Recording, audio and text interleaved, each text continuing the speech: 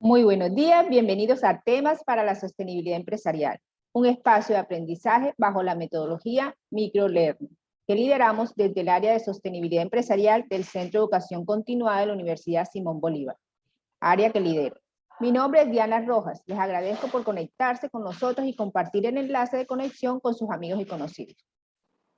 Su participación es de gran valor y por lo tal les agradecemos que diligencien cuando finalice este espacio de formación la información sobre en qué temas requieren continuar actualizando sus conocimientos y nosotros gestionamos los expertos nacionales e internacionales para estar aquí compartiendo con nosotros. Queremos agradecer también a los aliados que han estado respaldando este espacio en ya más de año y medio y que han sido un soporte para nosotros. Antes de dar inicio al espacio de formación, voy a dar unas recomendaciones para el éxito de la jornada. Primero, recordarles que estamos en una sala tradicional de Zoom y estamos siendo grabados y posteriormente se estará publicando en el canal de YouTube de Sostenibilidad Empresarial. Pueden consultar la política de tratamiento de datos personales publicada en la página web de la universidad de acuerdo al cumplimiento de la Ley 1581 del 2012. Si ustedes se llegan a perder una parte de esta conferencia o quieren repasar alguno de los temas que vemos el día de hoy, pueden activar la alarma de notificación en el canal de YouTube y ahí podrán tener acceso a la conferencia. También queremos contarles que sus micrófonos se encuentran desactivados para tener una mejor experiencia con el sonido. Los invitamos a utilizar audífonos y también que utilicen la herramienta chat de aquí de Zoom para hacer todas las preguntas. Es nuestro interés que nos sigan en las redes sociales, por tal motivo los invitamos a que hagan las preguntas también en el Instagram de @sostenibilidad empresarial. En nuestra red social van a estar informándose sobre los diferentes espacios de formación que trabajamos, igualmente sobre becas y convocatorias que podrían ser de su interés. Gracias a todos los presentes por estar aquí. Voy a presentar a nuestro invitado del día de hoy. Hoy contamos con la participación de Jason Julio Rodríguez, que es contador público y también es especialista en gerencia de proyectos. Actualmente está cursando la maestría en educación. Jason tiene más de 14 años de experiencia como asesor externo en empresas de áreas contables, tributaria y revisor fiscal. También ha trabajado en la auditoría y el aseguramiento de información financiera. Es miembro de las firmas de auditoría y contabilidad. Vamos a darle la palabra. Jason, muchísimas gracias por haber aceptado la invitación a Temas para la Sostenibilidad Empresarial. A todos ustedes, nuevamente, gracias por conectarse. Estamos aquí para poder generar espacios de formación que permitan o que los ayuden a seguir actualizando o contribuyendo a la actualización de sus conocimientos. Muy buen día y muchas gracias a la institución y a este espacio de sostenibilidad empresarial y a Diana por esta hermosa invitación que nos hacen el día de hoy en un encuentro que se viene haciendo miércoles a miércoles para todas las personas que de alguna manera están vinculadas en el mundo empresarial. En el día de hoy vamos a tener un tema muy importante que cada vez toma un auge mayor y que el objetivo es que tengamos o aperturemos nuestra mente para mirar qué tan conveniente es en nuestra realidad, porque es un tema bastante amplio, bastante denso. Tenemos un espacio de tiempo limitado, pero trataremos de ir de manera eficiente a atacar pues, los puntos claves para que después de todo esto podamos mirar cada uno si le es conveniente ingresar o no. Me voy a permitir proyectar algunas imágenes que tengo en una presentación y como decía Diana, creo que el mecanismo es que las dudas o preguntas se vayan realizando a través de la aplicación del chat. Muy bien. Quisiera que alguien me pueda confirmar que la presentación ya está disponible en la pantalla de todos. Hola, sí, estamos viendo la Muy presentación bien, perfecta. perfecto. Te interrumpo un Sí. momento y es que omití cómo es Sí. la dinámica de las preguntas. Las preguntas vamos a dejarlas al final para que tú puedas dar Ujú. toda la conferencia. Y la idea es que las preguntas las puedan escribir aquí en el chat del Zoom. Perfecto. Después de la conferencia, vamos a comenzar a responder las preguntas que van a estar escribiéndolas y entonces yo te las voy Muy bien. pasando. Esa es la idea para que pues, podamos avanzar con todo el tema que nos traes para el día de hoy. Muy bien, gracias. Listo, entonces hoy hablamos de régimen simple, o régimen de tributación simple, que inicialmente, cuando surgió la idea, fue hace algunos años, en el 2016, con el tema del monotributo. Y este primer ejercicio no dio unos resultados eh, considerables, y ahora desde 2019 aparece esta nueva figura de régimen simple de tributación, RST, al cual el Estado le apuesta para unos fines muy, muy concretos. ¿Y qué es eso del régimen simple de tributación? Para no entrar digamos, en desgastarnos y mirar artículo por artículo, vamos a mirar qué es la realidad de hoy. Ya actualmente toda la regulación del régimen simple de tributación se encuentra indexada en el Estatuto Tributario Nacional. Por lo tanto, desde el artículo 903 y siguientes está todo el marco referencial que se da para este régimen especial. Entonces, ya el 1 de enero, a pesar de que 2019 inicia toda esta función, ya es el 1 de enero del 2020 donde se encuentra formalizado, regularizado en su totalidad esta nueva figura. ¿Y qué es eso del régimen simple de tributación? Es un impuesto unificado que se pagará bajo el régimen simple de tributación. ¿Y por qué hacer esta aclaración? Esto que tengo en amarillo. Porque son dos cosas distintas en una sola. Lo que hace el Estado es crear un nuevo impuesto, un impuesto unificado, y que se paga bajo un sistema, que es el sistema de régimen simple. ¿Con esto qué quiero decir? Que el impuesto como tal es lo que pesa, y que ahora mismo hay un mecanismo para pagarlo, pero que ese mecanismo puede ser modificado. Por eso debemos estar atentos a que cuando ingresamos, las empresas, comercios o personas naturales, comerciantes, ingresan a este régimen, deben ser conscientes que las reglas de juego en algún momento podrían cambiar. Por eso es indispensable que todo el proceso que se haga durante mi permanencia en régimen simple esté debidamente soportado. Bien, ¿qué se quiere con esto? ¿O qué busca el Estado? Primero, aligerar o reducir las cargas formales y sustanciales que tienen los contribuyentes. Un contribuyente es toda persona natural o jurídica, o sea, empresa o persona natural que tiene un negocio, que tiene que cumplir con unas situaciones o unos eventos que le coloca el Estado frente a su proceso de comercialización o de industrialización o de prestación de servicios. La carga formal se refiere a la presentación de declaraciones tributarias, y la carga sustancial al pago. Quiere decir que lo que se quiere es alivianar esta situación, pasar tal vez de unas 24 o 36 declaraciones tributarias que hace una empresa durante un año a que sean unas 8 o 10 declaraciones. Eso para términos físicos. Por supuesto que tiene un beneficio, porque reduzco el riesgo de equivocarme en una declaración y por lo tanto generar sanciones. Y la carga sustancial se refiere al pago como tal físico, o sea, a la salida de dinero que representa cumplir con esta obligación.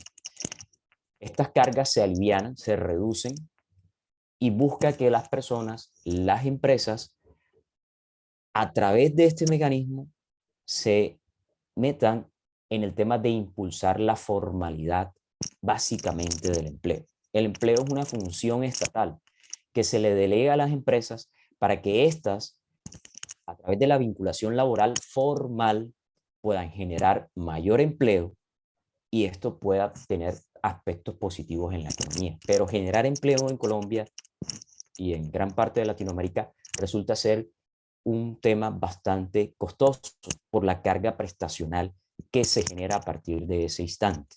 Entonces, los niveles de informalidad en Colombia, estadísticamente por los estudios del DANE, están casi que en un 50%. O sea, personas que están ocupadas porque ejercen algún tipo de actividad, pero que no están vinculadas a los sistemas de seguridad social. De esa manera es que el Estado mide la formalidad del empleo, si la persona está vinculada al sistema de seguridad social. Y lo que busca el régimen simple es alivianar también esta carga para impulsar el empleo formal. Y pues, por supuesto que todas estas obligaciones, todo el cumplimiento de todas estas,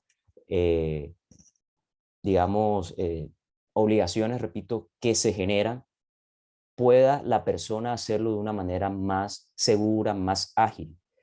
Y este régimen tiene una condición importante. Es un régimen voluntario. La persona natural o jurídica decide si ingresa al régimen simple de tributación. Sin embargo, existe una excepción. En la misma norma, la DIAN ha dicho tácitamente que en algunos casos ella por oficio, o sea, la Dirección de Impuestos y Aduanas Nacionales por oficio, puede hacer que un contribuyente llegue al régimen simple de tributación, sobre todo para algunos sectores específicos como tiendas, peluquerías, tal vez sectores que nunca han tributado o que no han tributado de la manera correcta. La DIAN los recoge y los lleva a este régimen de oficio, ojo, de oficio. Pero son casos puntuales. Al día de hoy todavía no se ha presentado esa situación. Y a través o cuál es la forma en que yo voy a liquidar el impuesto, si esta empresa está en régimen simple, si esta persona que ejerce una actividad económica o una actividad profesional está en régimen simple, pues la base gravable serán los ingresos brutos. Y ahí está resaltado en morado, porque ese concepto hay que pensarlo bien. Ya no voy a tener una serie de situaciones de depuración en mi impuesto. ¿Qué es una depuración? El impuesto ordinario actualmente, que es el impuesto de renta, ¿de qué forma está configurado? De los ingresos, y que sobre esos ingresos que tengo, o sea, las ventas que yo hago durante el año, porque el periodo es anual, yo le resto todos los costos, todos los gastos, o sea, las erogaciones que fueron necesarias para poder cumplir con la actividad económica, y eso me genera posiblemente una utilidad fiscal. Esa utilidad se conoce como renta líquida, y sobre eso pago el impuesto de renta. Actualmente la tarifa para las empresas está en el 31%, y por la última reforma tributaria pasaremos a partir del año 2022 a la tarifa del 35%. Se dice que la tasa efectiva de impuestos a nivel ordinario en Colombia realmente está entre un 45 y un 47%. Si lo habláramos en términos más livianos, es decir, que la utilidad que se gana una empresa, casi que la mitad de esta la debe pagar en impuestos. Si una empresa se gana 700 millones de pesos en el año de utilidad, pues casi que 340, 350 millones de pesos deberá entregárselos al Estado en calidad de impuestos. Esto no es ni bueno ni malo, simplemente es la realidad normativa de nuestro país, y esa es la forma en que debemos operar.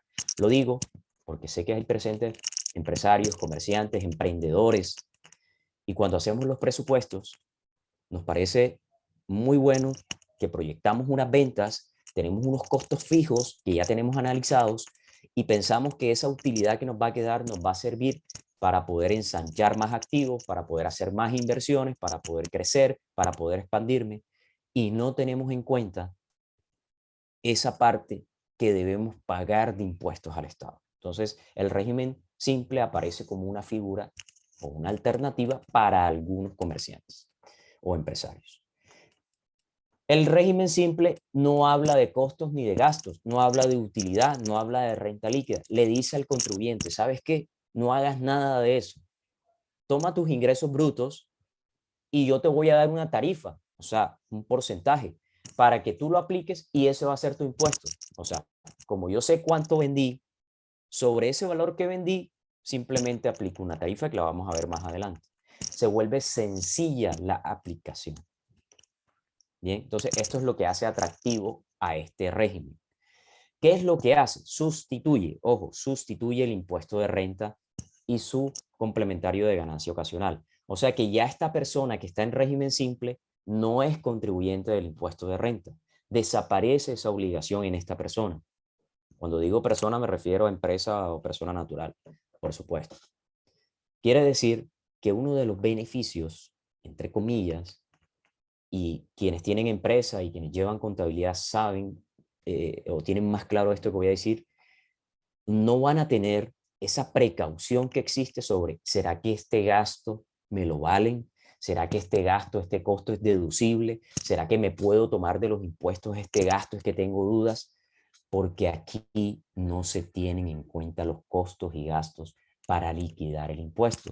Por lo tanto, si hay una auditoría de la DIAN sobre la liquidación del impuesto, lo único que puede objetar es que esté mal calculado las ventas, pero que los gastos o los costos sean o no sean procedentes, no lo puede objetar porque no está afectando la liquidación del impuesto.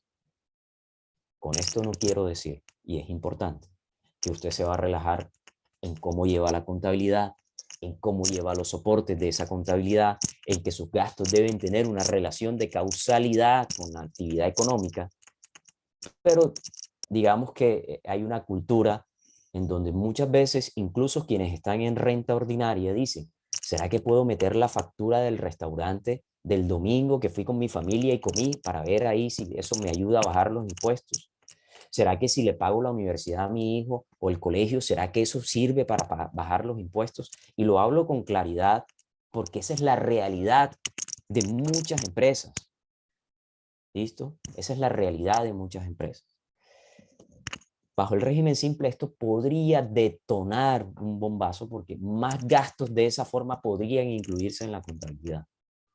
Pero recordemos que no solamente es el impuesto de renta, sino que hay un impuesto de IVA que yo también debo ser congruente que los gastos que genero deben estar relacionados sobre la actividad económica.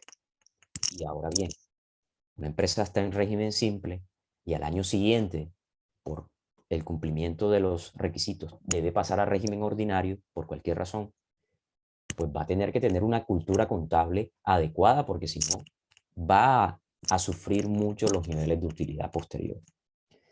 Y además de sustituir este impuesto de ganancia ocasional y de impuesto de renta, hace una integración, o sea que toma el impuesto de industria y comercio, el de avisos y tableros, que es un complementario de la industria y comercio, y la sobretasa bomberil, que es un complementario de la industria y comercio, para que dentro del mismo formulario en el que se liquida el régimen simple, se pague también ahí. O sea que se está ahorrando otra declaración de impuestos. Ojo, no se está ahorrando el pago de esa declaración, no.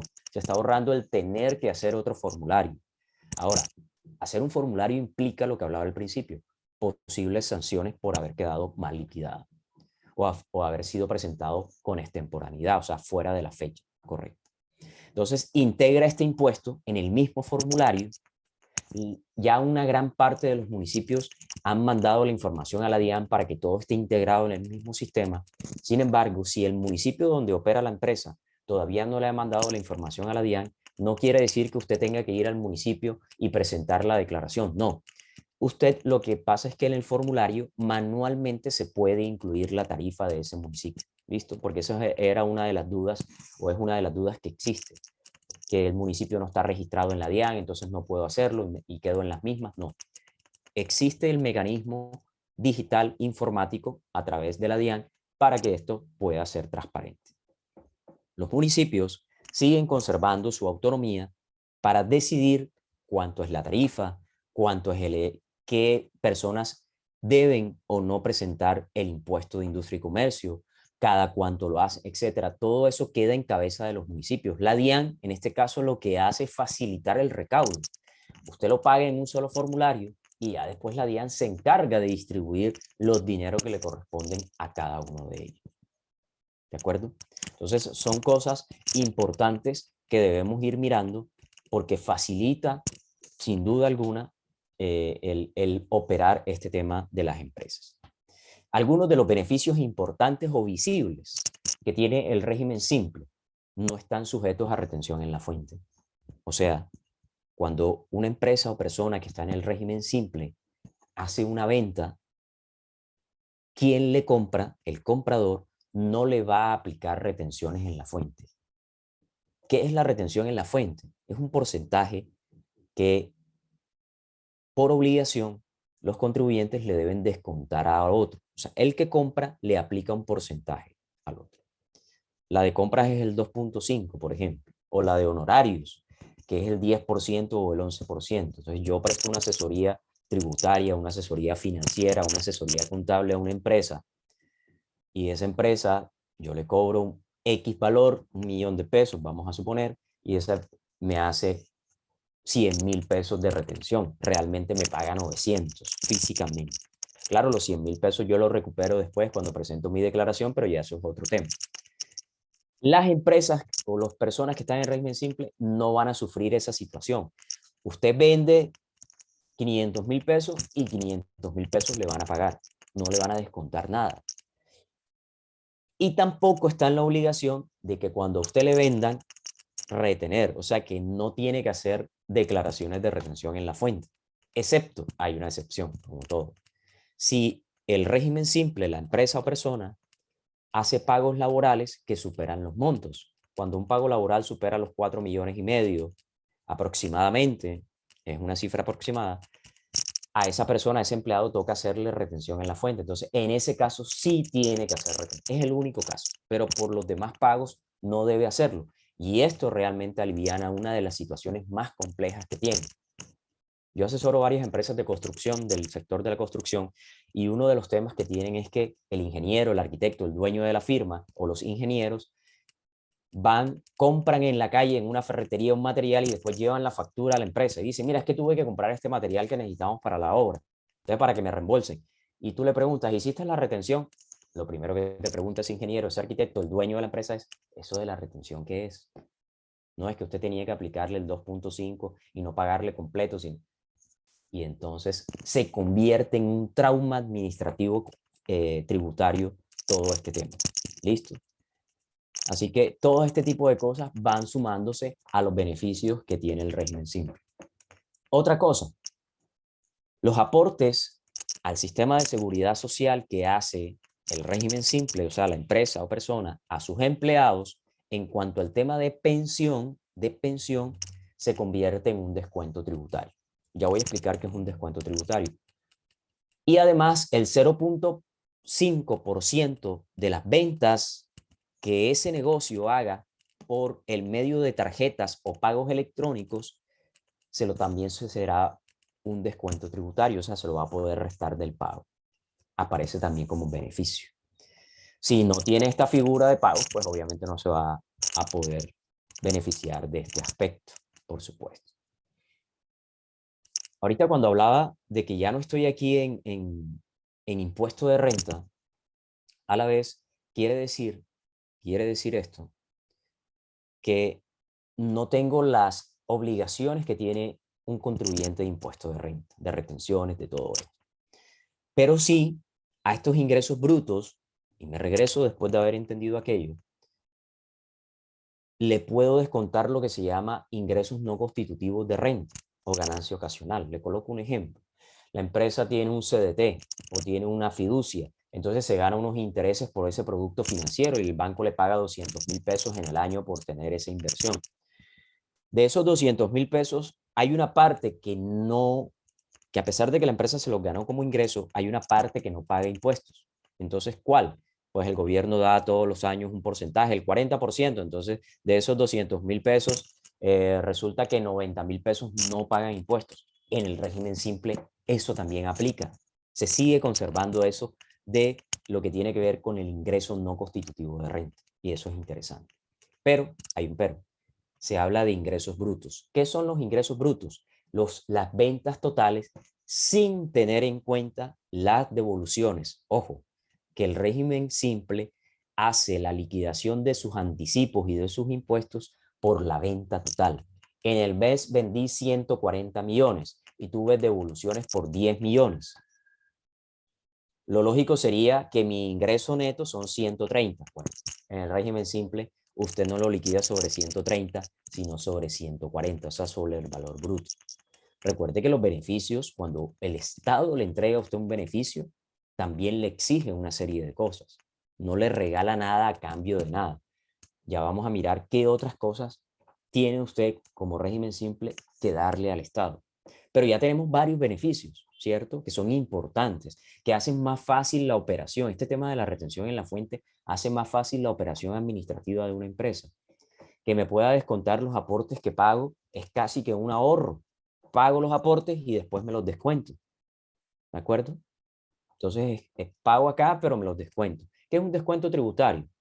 Los descuentos tributarios son cifras que el Estado, a través de la norma tributaria, da a los contribuyentes para cuando vayan a pagar su impuesto, ya esto estamos hablando del pago, dice, yo debo pagar 3 millones. Ah, pero pagué en seguridad social por pensiones, pagué 500.000 pesos, entonces no pago 3 millones, sino que pago 2,5 millones. O sea, que el descuento tributario afecta el pago final del impuesto, a favor del contribuyente, por supuesto. ¿Quiénes pueden estar aquí? ¿Quiénes pueden hacer parte de este régimen simple? Personas naturales que desarrollen una empresa, o sea, comerciantes, pero también personas naturales que ejercen profesiones liberales. Aquí hay muchos que ejercen el tema de asesorías financieras, asesorías jurídicas, ¿de acuerdo? Asesorías contables, asesorías técnicas en ingeniería. Entonces, médicos, odontólogos. Uno de los grupos que más ha aprovechado este régimen es el tema del sector salud. Todo lo que son médicos, odontólogos, cirujanos, se han visto beneficiados de este régimen, porque ellos pagaban tasas altísimas de impuestos, sobre todo que eran personas naturales. Entonces tenían el consultorio, recibían muchos ingresos y la tasa impositiva era bastante alta y se han visto beneficiados de esto. Hay testimonios muy impactantes de este tema en este sector particular. Pero, repito, son todo tipo de comerciantes. Personas jurídicas también, donde los socios, los accionistas o los partícipes sean personas naturales. Ojo, que ya hay una condición. Personas naturales. Si una empresa quiere pertenecer al régimen simple, pero uno de sus accionistas es otra empresa, no puede hacerlo. Los socios o accionistas todos deben ser personas naturales. Y estas personas naturales deben ser nacionales, o sea, colombianos. O pueden ser extranjeros, pero deben tener residencia fiscal en Colombia. Y ahí aparece un término tributario que es la residencia fiscal. O sea, que porque hay una duda, pareciera que la norma hubiera dicho que los extranjeros no pueden, porque dice, no, tiene que ser colombiano. No, puede ser extranjero, pero con residencia fiscal. La residencia fiscal tiene unas características especiales, no solamente en Colombia, sino en todos los países del mundo, para efectos tributarios. Y las personas naturales, por supuesto, naturales colombianos o extranjeros que tengan residencia fiscal. La residencia fiscal se da, una de las condiciones es la permanencia de la persona de manera continua o discontinua en un país. Entonces, si se dura más de 183 días de manera continua o discontinua en un país, se vuelve residente fiscal en ese país. ¿Ya? Eso lo hemos visto mediáticamente con algunos artistas famosos. O sea, siempre hay una, por ejemplo, un caso muy famoso es si Shakira es residente fiscal en Colombia o en España. ¿Dónde es residente fiscal ella? O en los dos lugares. ¿Dónde pasa más tiempo? Entonces, y ahí comienza a jugar eso. Pero no solamente es la cantidad de días. Hay personas que no cumplen ese requisito, pero sus bienes globales a nivel mundial, tengo una casa en Estados Unidos, también tengo propiedades en Colombia, vivo en Estados Unidos, trabajo en Estados Unidos, pero mi patrimonio aquí en Colombia supera el que yo tengo en Estados Unidos. Es mucho mayor, más de un 50%. Me vuelvo residente fiscal. Entonces es importante esto cuando estemos analizando el tema de si pueden o no acceder al régimen simple, determinar si la persona, a pesar de ser extranjera o a pesar de ser colombiano, realmente es residente fiscal. Es un requisito.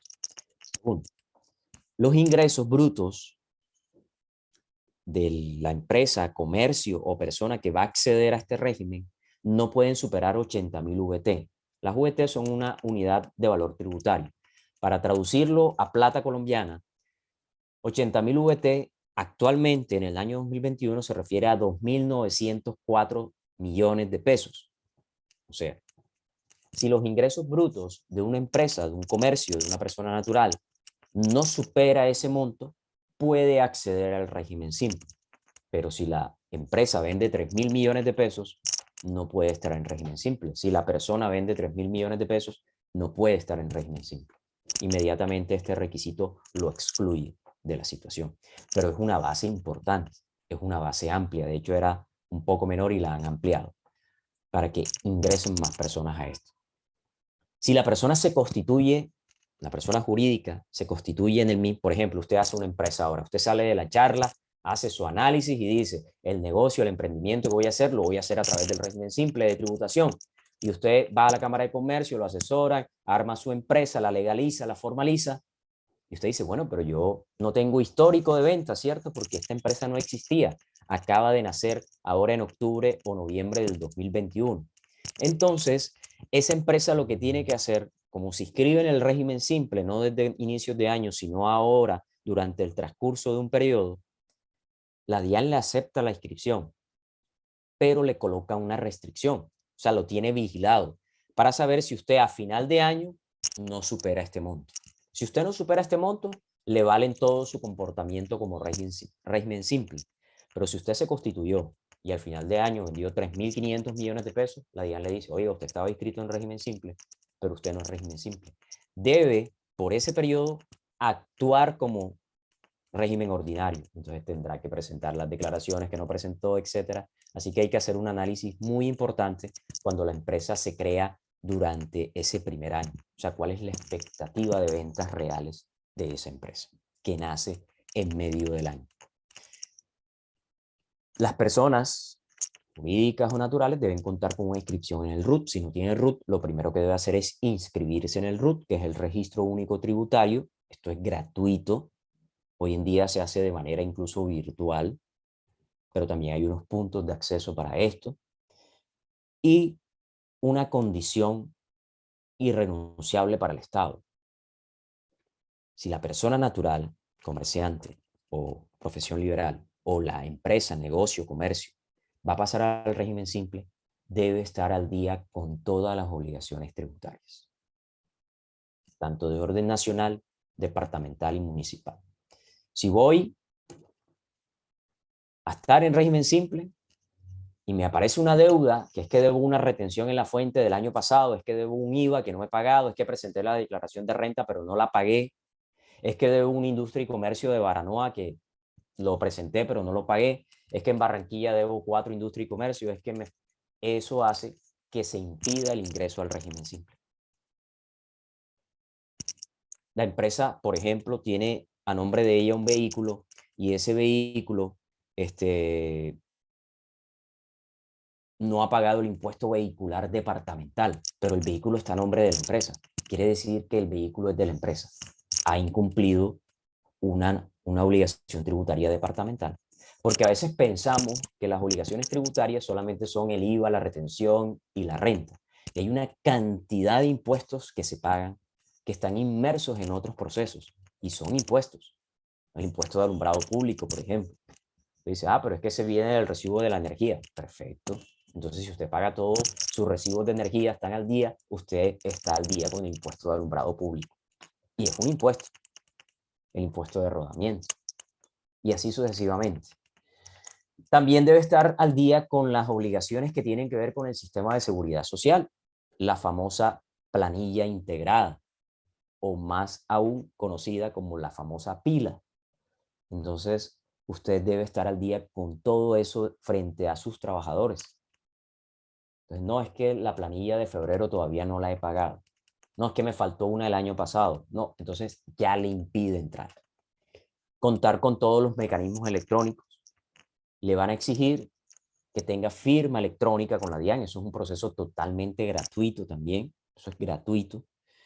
Y le van a exigir al régimen simple, sea persona natural o jurídica, que facture electrónicamente, que también es un tema novedoso para algunos, pero que ya desde el año pasado viene aplicando y que ya hoy en día podemos decir que casi que el 85% de las empresas o negocios en Colombia está facturando electrónicamente.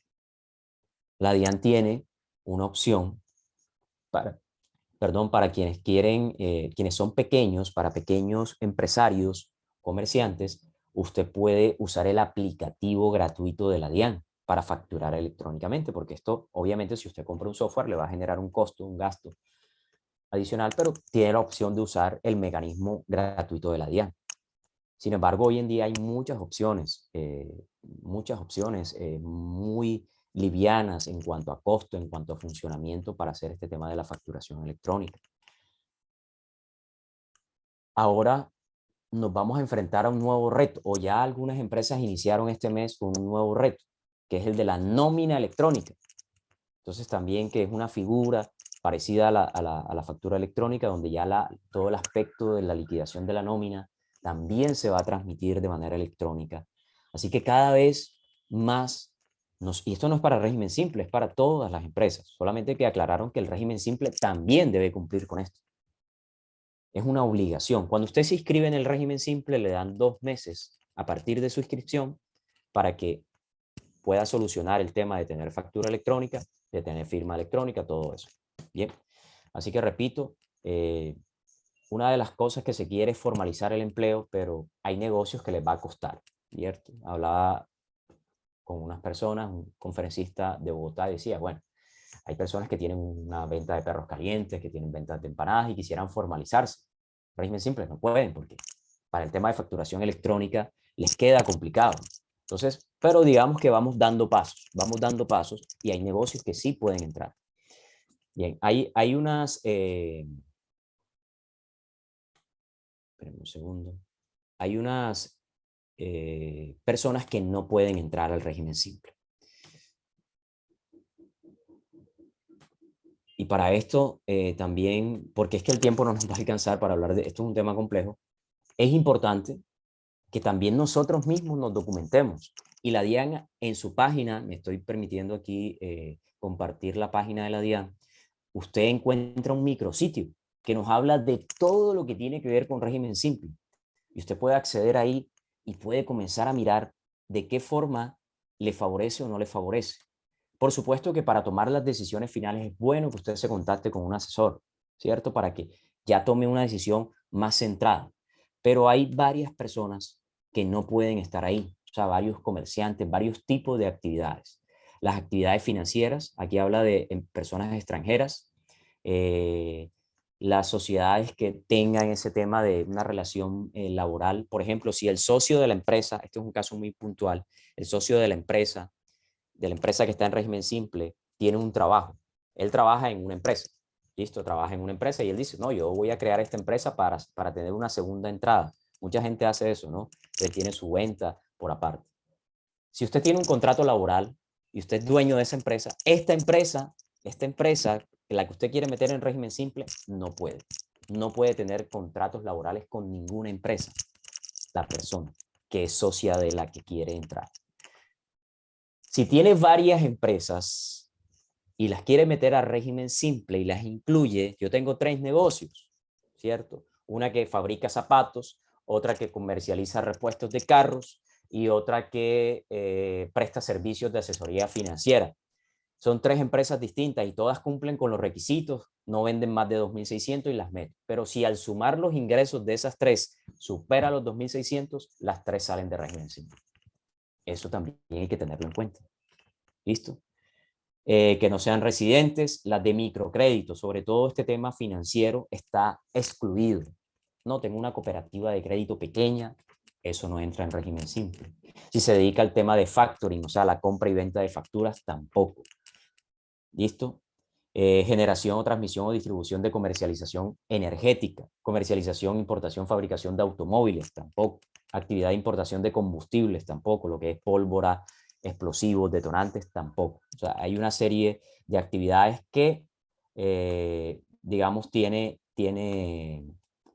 unas restricciones para entrar al régimen simple, pero hay, de esa misma forma también hay muchas que sí pueden entrar, ahorita las podemos citar.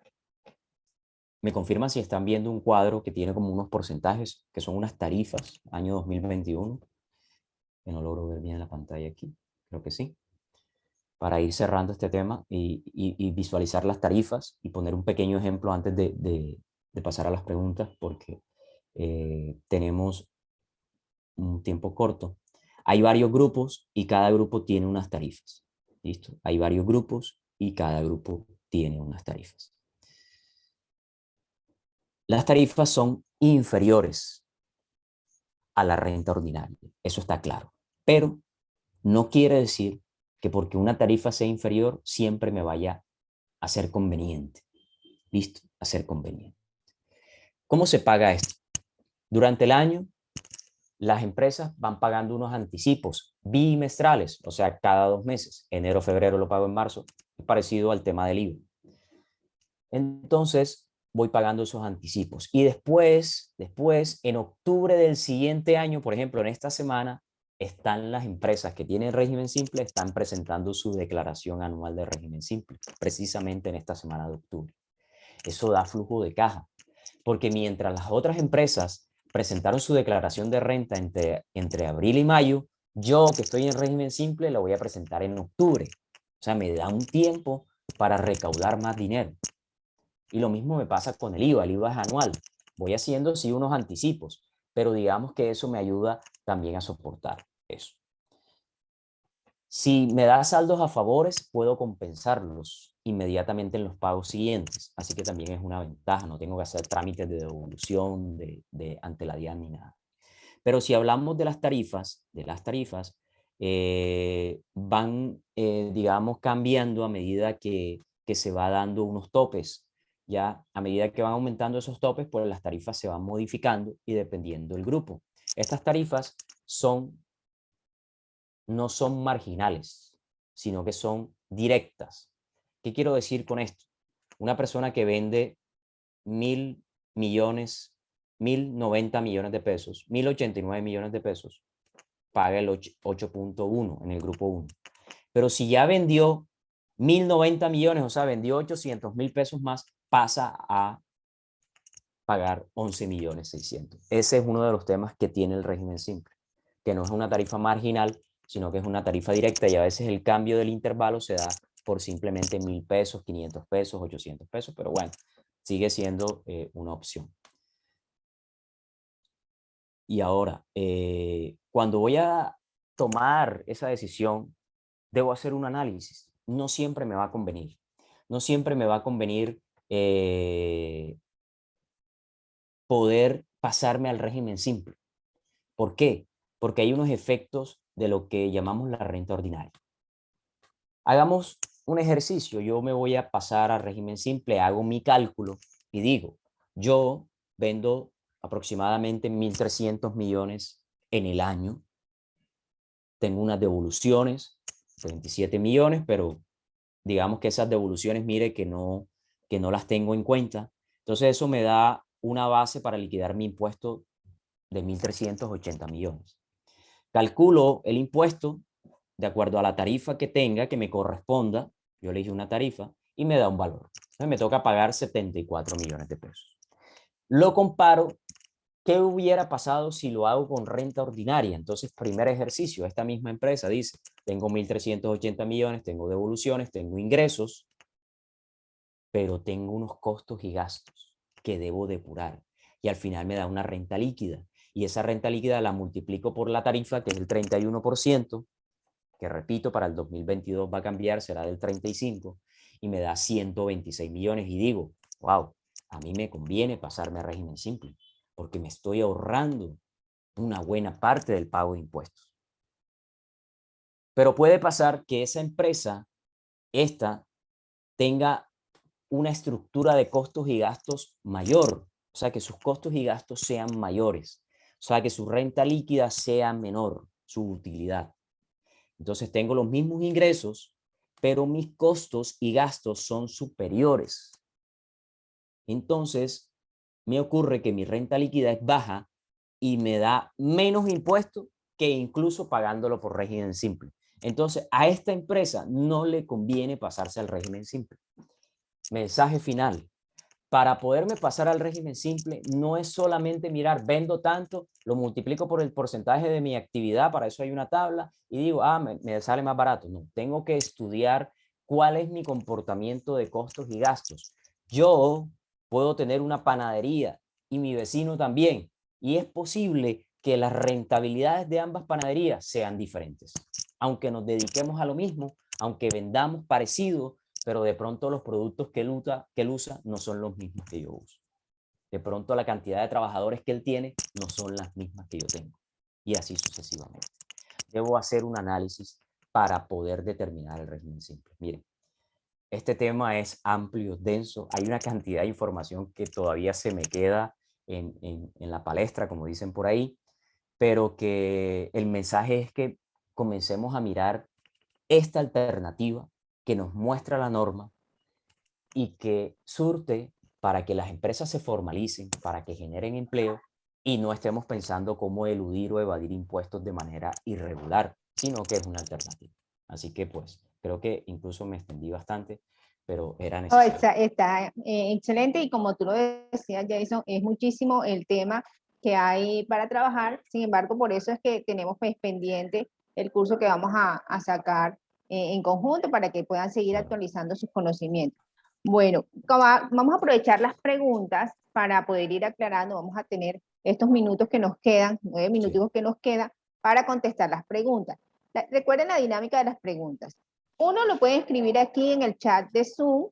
Acá lo pueden escribir y ya lo vamos revisando. Otro pueden revisarlo en el Instagram de @sostenibilidad empresarial, en la publicación donde hicimos esta invitación. Así ustedes pues también nos siguen en las redes sociales y pues estarán enterados de los diferentes temas de formación que podrían ser de su interés.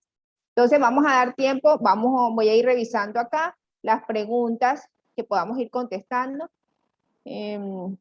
¿Existe alguna sanción para quien esté en RST y en realidad sus ingresos superen el legalmente establecido? Cuando